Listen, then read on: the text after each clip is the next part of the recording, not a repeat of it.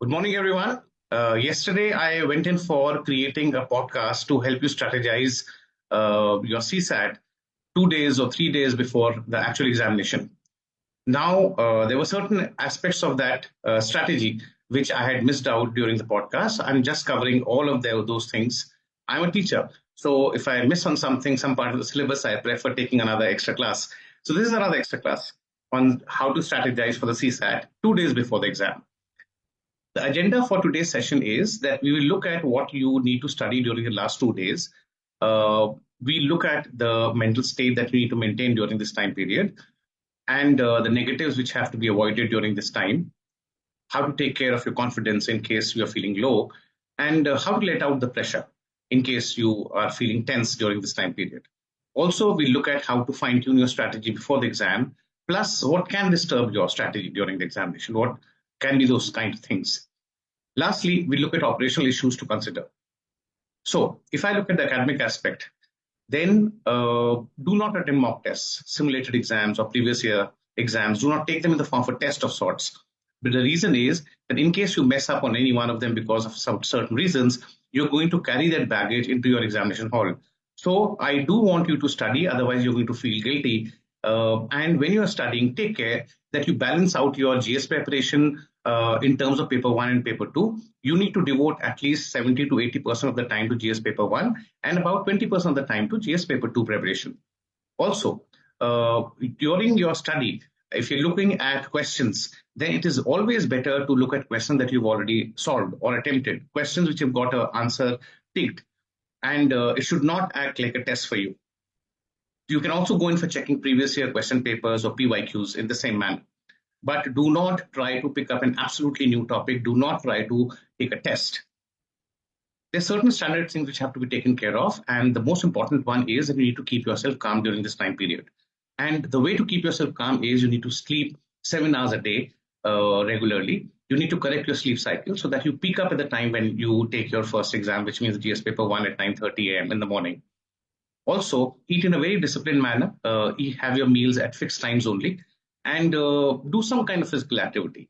You can walk, you can jog, you can swim, you can do some yoga. It is not yoga, it is yoga. That's a real word. And keep yourself hydrated. It is very hot. There is a wave going on, and we need to take care of ourselves. There's certain negatives which have to be avoided. For example, don't overanalyze your preparation. That is going to make you feel low, and you'll start finding faults with your preparation as such. Take care that you do not pick up a fight with anyone. That's going to mess up with your nerves. Don't judge yourself or others. Even if you judge somebody else, then that is going to give you a low, definitely. Plus, if you're worried about your confidence, then keep in mind that you have been preparing for the CSAT since your birth, some 21 to 35 years ago. So if your present age is 21 years, then 21 years ago when you were born, the moment you opened up your eyes, whatever you started learning, all of that is going to be relevant for your CSAT exam. You learned languages, you learned everything else after your birth, and everything which you learned after your birth is going to help you in your CSAT scores as such. You all have put in your efforts, so this is the time to encash all of that hard work that you've been doing all across these years. Plus, in case you feel the pressure, then you should be talking to your family and your friends. You should take a walk, do some kind of physical activity, and that would ease out the pressure. Sleep properly, that helps. Enjoy some kind of a calming music. Honey Singh or a Badshah may not do that job, although it may do the job for some people. In terms of strategy, remember the strategy which you're going to use on your exam would depend upon your mock test and previous year paper analysis. You must have already taken a lot of mock tests and previous year papers, and based upon the kind of mistakes that you've made there, you would have fine-tuned your strategy to a certain extent. Also, keep an eye upon what your strong and weak areas are. You need to have a lot of self-awareness about what are your strong areas and what are your weak areas. Plus, also take care, even if a particular area is your weak area, there can be super easy questions, sitters as we call them, which can come on your weak area as well. We would have a clear idea about the accuracy that you maintain while attempting questions in various subjects that should guide your strategy. And the paper which you or everyone receives on the day of the exam, 16th of June, that will be the final thing which will decide what strategy you're going to use on the examination day. Plus, strategy to a great extent depends, broad strategy depends upon the profile that you come from, your background. For example, people who come from mathematics background, I will always advise them to start with area of strength, which means they start with basic numeracy, move towards general mental ability, and then look at other areas. For students who are not very good at mathematics, they should always start with the comprehension questions and later on move on towards comprehension and look at the basic numeracy questions. There's some questions which are so absolute sitters, you should definitely attempt those questions. There's a third profile also, people who are good readers and wide readers. Normally, I find such students ending up with good scores on not just the CSAT, but on all the rest of the parts of the examination. In case you belong to this particular category, then you should be starting with comprehension and move to general mental ability and finally towards basic numeracy.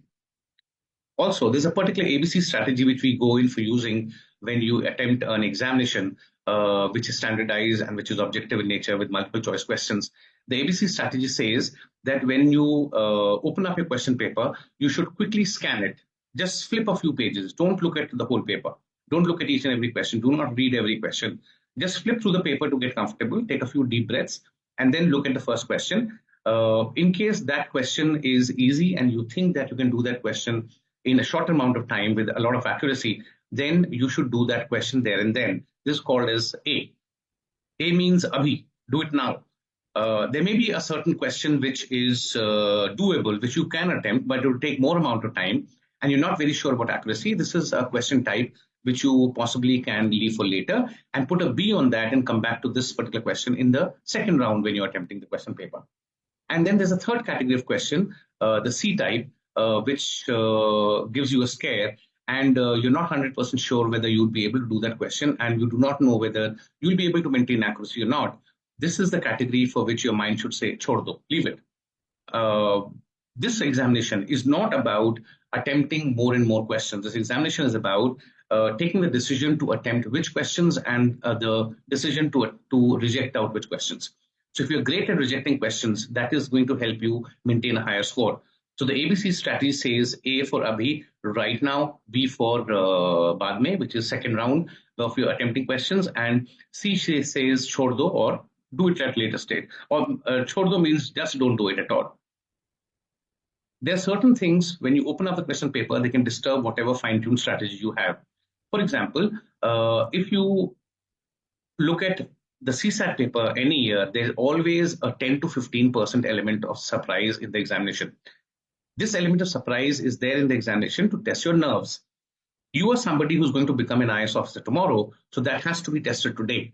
And if you are a person who's got a lot of mental acuity and you got steel in your head, then the surprise should not shock you. So if there's an element of surprise in the examination, you see weird kind of questions, tell yourself that this is the element of surprise which has been designed for me. I should not get affected by it. I should not get negatively affected by it. But do give those questions a try. Maybe those questions can be done by you and you have a knack for doing those questions. If you see an overall seemingly difficult paper, then remember, this is the same paper which everyone is doing, which means if it is difficult for you, it will be difficult for almost everyone. You just have to prove yourself. You just have to show what potential you've got. And suppose you're looking at the question paper and you come across a straight set of undoable questions, questions whose head or tails you can't understand. In case of such questions, tell yourself, these are the questions that I need to reject, put a C upon them. These are the questions to be left out. These are the questions for which you need to take the decision that you will not attempt these questions. But do not think that if you see a straight set of 6-7 questions which are very difficult, which you just cannot do, those questions should not affect your potential at all. Then there are operational issues to consider. For example, the biggest operational issue is visiting the test center. The test center should not come as a surprise to you, ever. You should visit the test center at least one day in advance. See how much time does it take for you to reach the test center. How far is it located? What would be the best way to reach there on the day of the examination? And it would be even better if you can give this headache to somebody else and somebody else takes care of dropping you to the test center. If you're a resident of the city where your examination is being conducted, let your parents take care of this particular responsibility, or maybe an elder brother or sister who can take care of this particular responsibility. But visiting the test center one day in advance is very important to get a clear idea about how much time it takes. So whatever be the reporting time, the examination starts at 9:30 a.m. in the morning. You have to report there at 9 o'clock. And then there are checkings which happen, but you should reach even before that. If the reporting time is 9 o'clock in the morning, then you have to reach there at say 8:30, just to keep some kind of buffer time. You don't know about the traffic. Second thing is you need to take care that all the credentials are in place, your hall ticket, your ID, etc. There are certain tools that you need to fight this particular battle, your pen, pencil, watch, water bottle. All of these should be in place when you go to the examination center. You need to wear the right kind of clothes. It's very hot, summertime, and you need to be wearing cotton and breathable cotton. That would be better. That will keep you comfortable and cool there. Also, carry water with you, definitely. Drink a lot of water. You'll have to take care of carbohydrates. Your brain works only on carbohydrates. It just requires oxygen and glucose. So the right amount of glucose should be there in your head when you're taking the examination. But if you have too much of glucose in your head, or if you've got too much of glucose available in your bloodstream, then that is something which is going to make you dull at a later stage, and it will make you tetchy at the time when the blood glucose level is high. So you need to eat food which is right before the examination, and for food which has a moderate glycemic value. Bananas are great and available almost everywhere. They are the right food to be taken before you go into the examination hall. So before the GS paper, drink a glass of water and maybe eat a banana. That's going to give you the right amount of glucose in the right amount, and slowly. You will get a break. So your first paper, your GS paper 1 would be conducted from 9:30 a.m. to 11:30, and your GS paper 2 starts at 2 o'clock. So from 11:30 to 2 o'clock, you got about 2.5 hours. During those 2.5 hours, you need to find a place which is comparatively cooler because it's very hot out in the open, and eat something during that time period, drink water, relax mentally. Do not let the baggage of your GS paper 1 get carried till your GS paper 2. I always believe that you should have your eyes on the prize when you are preparing or when you're taking an examination. So the prize for you is LBS NA, Lal Bahadur Shastri National Administrative Academy. And you will get trained here. Tell yourself. This is the IAS probationers of 2023 batch, their group photo. Think about you being part of some similar kind of photo another 2 years from now. Visualize yourself on a particular evening sitting with fellow IAS probationers on the peak of a mountain near LBS. And remember, your biggest strengths during the examination, before the examination, are all the hard work that you've put in across all of these years. Then,